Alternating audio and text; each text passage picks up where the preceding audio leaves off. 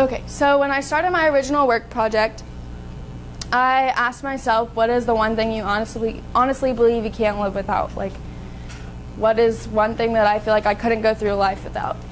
And my answer was Chrome. He's probably the best thing that's ever happened to me, but I do know that God could decide one day that he wants to take him back. And so that's kind of scary, and learning all of this stuff at the clinic has shown that there's, like, anything could happen, anything could go wrong. And I'm so scared that that would happen to him. So after putting a lot of thought into it, I decided to make a booklet called My 5 Fears, which is down here.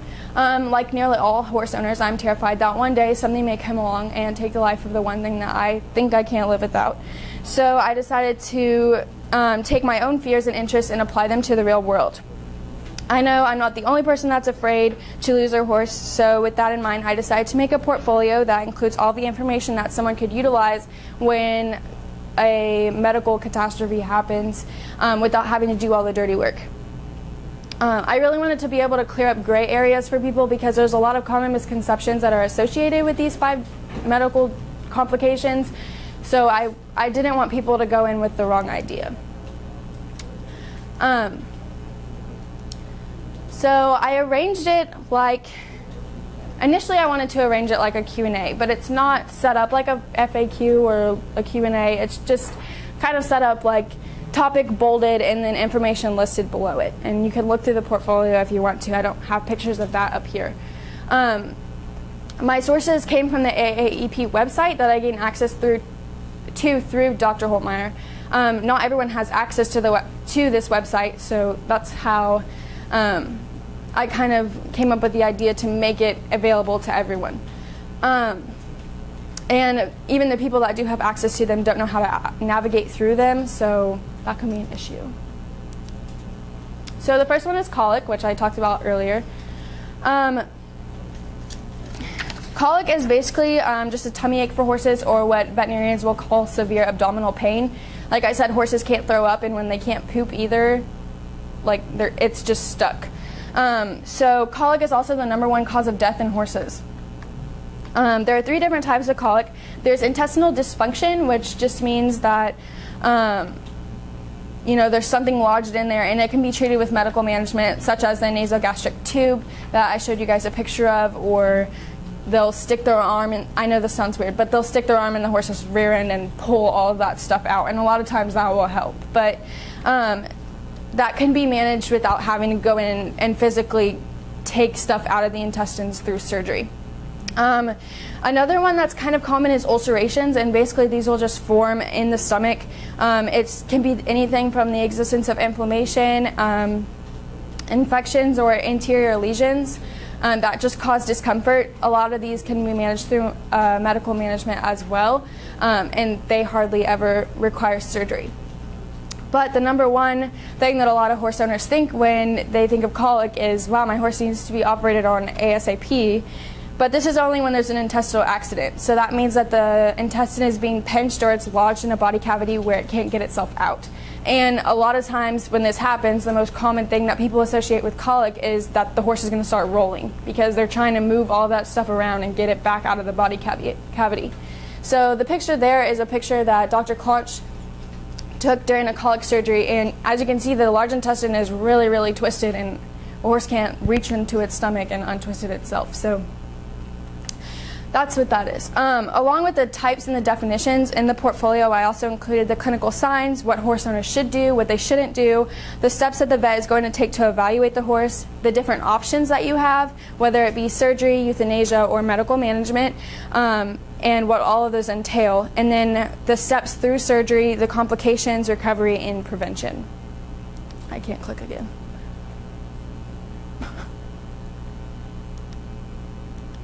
The next one is lameness.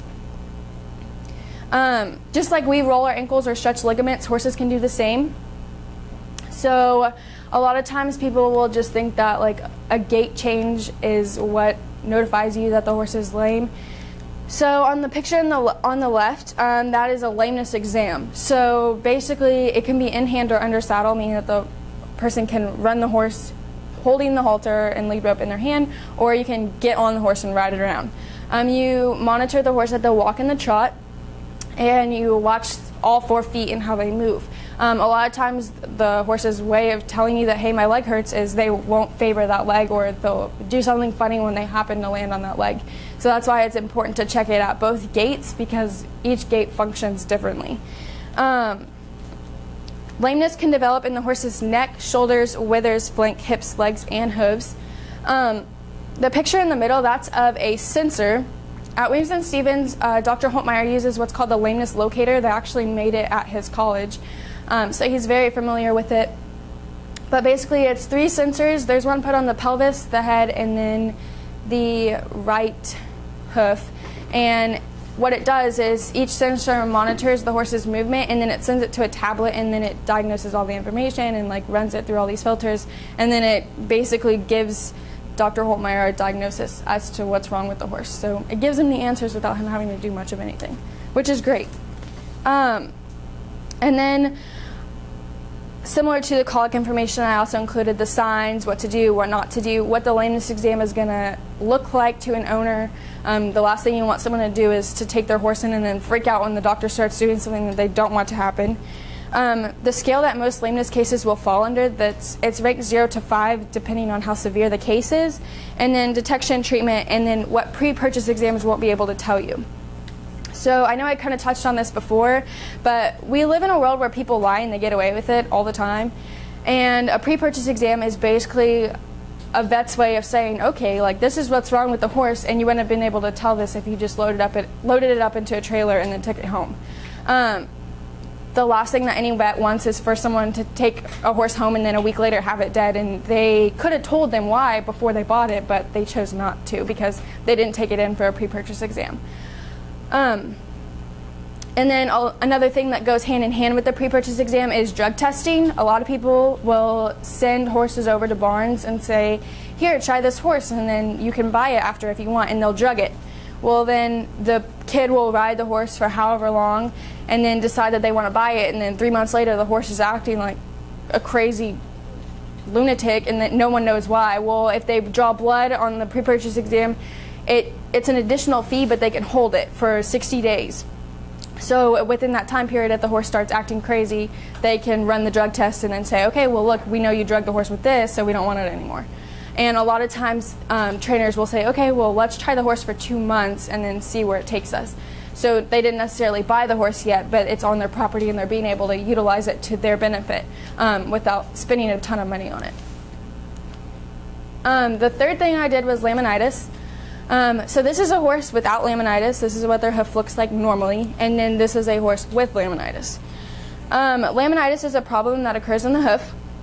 It's a result from the disruption of blood flow to the laminae structures that secure the coffin bone in place. So basically what will happen is inflammation will reduce the bond between the bone and the hoof, and the coffin bone will rotate and sink, and then the rest of the hoof will sink with it. Laminitis is actually a secondary medical issue that occurs, I guess. More times than not, it'll be like the horse colics and then they're having to stay in a stall all the time, and then laminitis will occur. So it's kind of one of those things where like something bad happens and then something bad happens right after that, and you can't really change it. So again, with laminitis, I included what to do, what not to do, the grade scale for laminitis, common ways that horses will stand to make it obvious that laminitis has taken effect, progression of the disease, and what will happen if you let it heal alone, the risks, the stages, treatment options, and prevention. The last one is strangles. If you get queasy, I would suggest not looking at the picture. But strangles, oh, this is not the last one. Strangles is a bacterial infection of the upper respiratory system. It can cause inflammation and swelling of the lymph nodes that can potentially prevent the horse from breathing.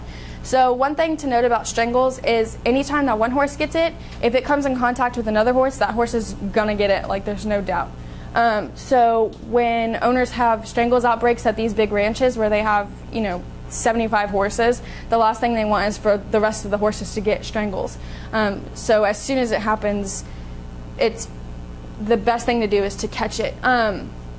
One reason that shingles worries me is because when you take your horse from one place to the other, and there was a horse that was infected before, it may not have it now, but my horse could still get it. So let's say when I go to college and I take Chrome to rodeo, if I take him to this new barn and a horse had strangles 2 years ago, Chrome still has the opportunity to get it because it's a living virus.